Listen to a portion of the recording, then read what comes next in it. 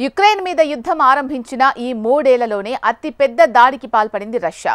Ukraine రాజధాని Kyiv మీద 7 గంటల వ్యవధిలో 550 వరకు డ్రోన్లు, 11 క్షిపణులతో విరుచుకుపడింది. ఈ దాడుల్లో పోలాండ్ దౌత్య కార్యాలయంతో సహా పలు భవనాలు దెబ్బతిన్నాయి. రైల్వే వ్యవస్థలు, రోడ్లు ధ్వంసమయ్యాయి. కీవ్ మీద మాస్కో నిషేధిత రసాయన ఆయుధాలను ప్రయోగించిందని ఆరోపించింది నెదర్లాండ్. అమెరికా అధ్యక్షుడు ట్రంప్తో దాదాపు గంట సేపు ఫోన్లో మాట్లాడిన రష్యా అధ్యక్షుడు పుతిన్ యుద్ధం ఆపే ప్రసక్తే లేదని స్పష్టం చేశారు. 3 ఏళ్లుగా సాగుతున్న ఈ యుద్ధంలో ఇరువైపులా నష్టం అపారంగా ఉంది. రష్యా మరోసారి భారీ స్థాయిలో ఉక్రెయిన్ మీద విరుచుకుపడింది. రాజధాని కీవ్ సహా 13 కీలక ప్రాంతాలే లక్ష్యంగా కేవలం 7 గంటల వ్యవధిలో 550 వరకు డ్రోన్లు, 11 క్షిపణులను ప్రయోగించింది. రష్యా 3 ఏళ్ల క్రితం ఉక్రెయిన్పై దురాక్రమణ ప్రారంభించాక చేపట్టిన అతిపెద్ద దాడి ఇదేనని చెప్తున్నారు. షాహిద్ డ్రోన్లు, బాలిస్టిక్ క్షిపణుల పేలుళ్ల మోతలతో కీవ్ దద్దరిల్లింది. సైరన్లు రాత్రంతా మోగుతూనే ఉన్నాయి. పలు నివాస భవనాలు కూడా ధ్వంసమైనట్లు ఆ దేశ అధికారులు చెప్తున్నారు.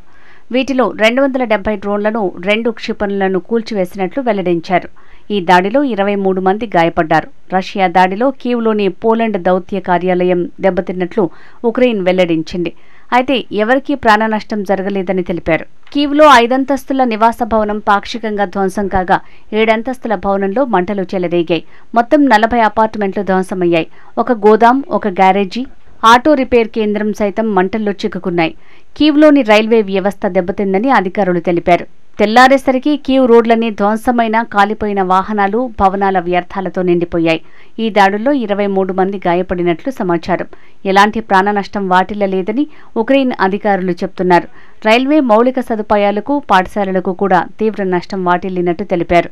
రైల్వే ట్రాక్లు, సిగ్నలింగ్ వ్యవస్థ దెబ్బతినడంతో పలు రైళ్లను దారి మళ్లించినట్లు అక్కడి రైల్వే శాఖ వెల్లడించింది. ఈ భారీ దాడిలో తమ ప్రజలు కఠినమైన నిద్రలేని రాత్రి గడిపారని తెలిపారు ఉక్రెయిన్ అధ్యక్షుడు జెలెన్స్కీ. ప్రజలు మెట్రో స్టేషన్లు, బేస్మెంట్లు, భూగర్భ పార్కింగ్ గ్యారేజీల్లోకి పరుగులు తీశారని ఉక్రెయిన్ మంత్రి యూలియా తెలిపారు. కీవ్తో పాటు మరో 5 ప్రాంతాలపైకి రష్యా దాడులు చేసిందని జెలెన్స్కీ చెప్పారు. తాము 270 డ్రోన్లను కూల్చివేశామని ఉక్రెయిన్ రక్షణ శాఖ తెలిపింది. దాడి జరుగుతున్న సమయంలో తమ ప్రాణాలు రక్షించుకునేందుకు స్థానికులు సురక్షిత ప్రాంతాలకు పరుగులు పెడుతున్న వీడియోలు సామాజిక మాధ్యమాల్లో వైరల్ అయ్యాయి. ఉక్రెయిన్, రష్యా మధ్య యుద్ధాన్ని ఆపేందుకు అమెరికా అధ్యక్షుడు డొనాల్డ్ ట్రంప్ తీవ్రంగా ప్రయత్నిస్తున్నప్పటికీ ఫలితం ఉండటం లేదు.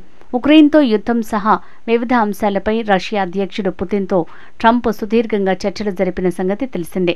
గంటల వ్యవధిలోనే రష్యా మరోసారి దాడులకు దిగటం గమనార్హం. ఉక్రెయిన్తో యుద్ధం ఆపే ప్రసక్తే లేదని అమెరికా అధ్యక్షుడు డొనాల్డ్ ట్రంప్ను రష్యా అధ్యక్షుడు పుతిన్ స్పష్టం చేశారు. ట్రంప్తో గంటసేపు ఫోన్లో మాట్లాడిన పుతిన్ కాల్పుల విరమణకు రష్యా సిద్ధంగా లేదని తేల్చి చెప్పారు. క్రెమ్లిన్ ప్రతినిధి యూరీ ఉష్కోవ్ మీడియాతో మాట్లాడుతూ ఇరువురు నాయకులు యుద్ధం గురించి చర్చించుకున్నారు.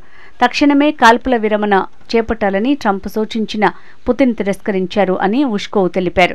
మరోవైపు పుతిన్తో జరిపిన ఫోన్ సంభాషణపై ట్రంప్ నిరాశ వ్యక్తం చేశారు. ఉక్రెయిన్తో యుద్ధాన్ని పుతిన్ ఆపేలా లేరు.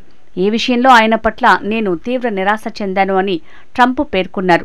రష్యా అధ్యక్షుడు పుతిన్తో ఫోన్ సంభాషణ అనంతరం ట్రంప్ మీడియాతో మాట్లాడారు. కాల్పుల విరమణపై పుతిన్ సానుకూలంగా స్పందించారా అన్న ప్రశ్నకు ఆయన లేదు, ఈ విషయంలో ఎలాంటి పురోగతి సాధించలేదు. ఉక్రెయిన్పై రష్యా సాగిస్తున్న దాడులపై నాకు సంతోషంగా లేదు. ఈ యుద్ధాన్ని పుతిన్ ఆపుతారని నేను అనుకోవటం లేదు అని వ్యాఖ్యానించారు. మరోవైపు ఉక్రెయిన్పై రష్యా నిషేధిత రసాయన ఆయుధాలను ప్రయోగించినట్లు Netherlands intelligence and security services వెల్లడించింది. కీవ్ సైనికులను ఉక్కిరిబిక్కిరి చేసి చంపేందుకు మాస్కో వీటిని ఉపయోగిస్తోందని డచ్ రక్షణ మంత్రి రూబెన్ బ్రెకెల్మాన్స్ పేర్కొన్నారు. ఈ రసాయన ఆయుధాల కారణంగా ఉక్రెయిన్లో 3 మరణించారని, దాదాపు 2500 మంది గాయపడ్డారని ఆ దేశ ఆరోగ్య శాఖ అధికారుల నివేదిక తెలిపిందన్నారు. రష్యా ఈ రసాయన ఆయుధాలను విపరీతంగా ఉపయోగించడం ఇతర దేశాలకు హానికరమేనని తెలిపారు. ఈ క్రమంలో ఆ దేశంపై పలు ఆంక్షలు విధించాలన్నారు. దీనిపై రష్యా రక్షణ మంత్రిత్వ శాఖ స్పందిస్తూ తాము ఎలాంటి రసాయన ఆయుధాలను ఉపయోగించలేదని స్పష్టం చేసింది. ఇదిలా ఉంటే ఉక్రెయిన్తో యుద్ధంలో రష్యా ఓడిపోతే వ్యూహాత్మకంగా తమకు చాలా నష్టం వాటిల్లుతుందని చైనా భావిస్తోంది. ఒకవేళ మాస్కో పరాజయం పాలైతే ఆ తర్వాత నుంచి అమెరికా దృష్టంతా తమపైనే ఉంటుందని అది భయపడుతోంది. ఈ విషయాన్ని స్వయంగా చైనా విదేశాంగ మంత్రి వాంగ్ యీ, యూరోప్ కమిషన్ ఉపాధ్యక్షురాలు కాయా కాలస్తో జరిపిన తాజా భేటీలో తెలిపారు. ఆయన చేసిన ఈ వ్యాఖ్యలకు పలువురు EU నేతలు ఆశ్చర్యపోతున్నారు. రష్యా ఉక్రెయిన్ యుద్ధంపై చైనా వైఖరేంటన్నది ఈ మాటలతో స్పష్టంగా అర్థమైపోయినట్లయిందని వారు చెప్తున్నారు. వాంగ్ ప్రస్తుతం యూరోప్ పర్యటనలో ఉన్నారు. అయితే యుద్ధంలో రష్యాకు సైనికంగా, ఆర్థికంగా చైనా సాయం చేస్తోందన్న ఆరోపణల్ని మాత్రం కాలస్తో సమావేశంలో వాంగ్ తోసిపుచ్చినట్లు తెలుస్తోంది. రెండో ప్రపంచ యుద్ధం తర్వాత యూరోప్లో జరుగుతున్న అతిపెద్ద యుద్ధం ఇదే. 2014లో ఉక్రెయిన్లోని క్రిమియా ద్వీపకల్పాన్ని రష్యా ఉన్నపలంగా ఆక్రమించుకుంది. ఆనాటి నుంచి ఇరు దేశాల మధ్య సంబంధాలు పూర్తిగా చెడిపోయాయి. ఆ తర్వాత 2022 ఫిబ్రవరి 24వ తేదీన ఉక్రెయిన్ పైకి రష్యా దండయాత్ర మొదలుపెట్టింది. మొదట్లో ఉక్రెయిన్ రాజధాని కీవ్ దాకా దూసుకొచ్చి భీకర దాడులు చేసిన రష్యా ఆ తర్వాత ఆక్రమణ వేగాన్ని అనూహ్యంగా తగ్గించింది. ఉక్రెయిన్ వైపు నుంచి ప్రతిఘటన కూడా దీనికి ఓ కారణం. అమెరికా, యూరోప్ దేశాల ఆర్థిక, ఆయుధ, నిఘా బలంతో చెలరేగిపోయింది ఉక్రెయిన్.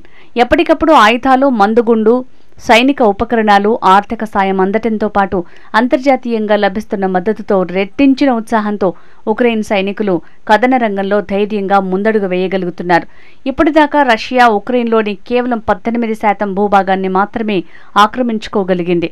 కీవ్, లివివ్, డినిప్రో, ఒడెస్సా వంటి ప్రధాన నగరాలపై దాడి ప్రభావం లేదు. ఈ యుద్ధంలో ఇక దాదాపు 1,00,000కు పైగా ఉక్రెయిన్ సైనికులు చనిపోయినట్లు తెలుస్తోంది. దాదాపు 4 లక్షల మంది సైనికులు గాయాల పాలయ్యారు. ఇక స్వస్థలాలు సమరక్షేత్రాలుగా మారటంతో లక్షలాది మంది స్వదేశంలోనే యుద్ధం జాడలేని సుదూర ప్రాంతాలకు తరలిపోయారు. పక్కనే ఉన్న పోలండ్, రొమేనియా దేశాలు సహా 6 డజనుకు పైగా దేశాలకు దాదాపు 60 లక్షల మంది శరణార్థులుగా వలస వెళ్లారు. దాదాపు ఉక్రెయిన్ వైపు యుద్ధంలో ఎంత నష్టం జరిగిందనేది స్పష్టంగా తెలియటం లేదు.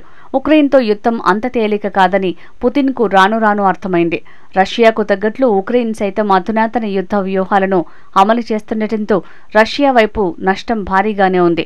యుద్ధంలో ఏకంగా 8,66,000 మంది రష్యా సైనికులు చనిపోయారు. ఏకంగా 10,161 రష్యన్ యుద్ధ ట్యాంకులను ఉక్రెయిన్ ధ్వంసం చేసింది.